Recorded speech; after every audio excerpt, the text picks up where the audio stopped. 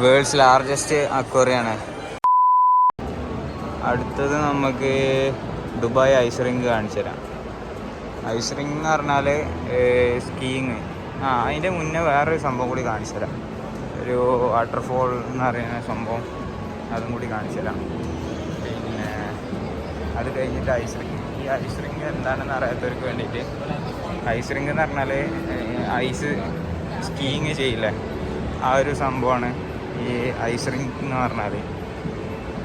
പിന്നെ ഈ സ്കീയിങ് എന്താണെന്ന് വെച്ചാൽ ഐസിലുള്ള സ്കേറ്റിങ്, അതിനാണ് ഈ സ്കീയിങ് എന്ന് അറിയാം.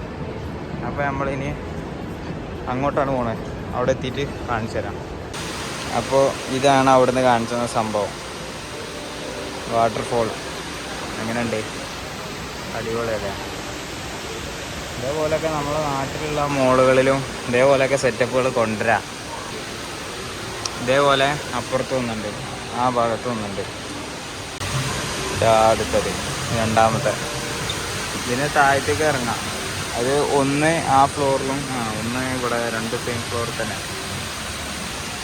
ഇനി നമുക്ക് ഐസ് റിങ്ക് ഭാഗത്തേക്ക് പോകാനുള്ളതിനെ കൊണ്ട് നമ്മൾ താഴത്തേക്ക് ഇറങ്ങുന്നില്ല.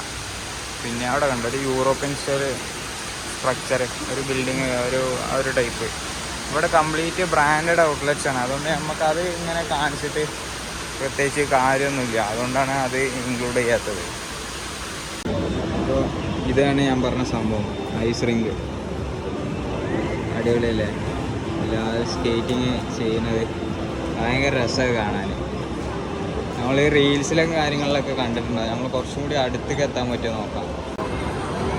ഇവിടെ വരെ താഴത്തുനിന്ന് എടുത്താൽ ചിലപ്പോൾ താഴത്തുനിന്ന് എടുക്കാൻ പറ്റില്ല തോന്നുന്നുണ്ട്.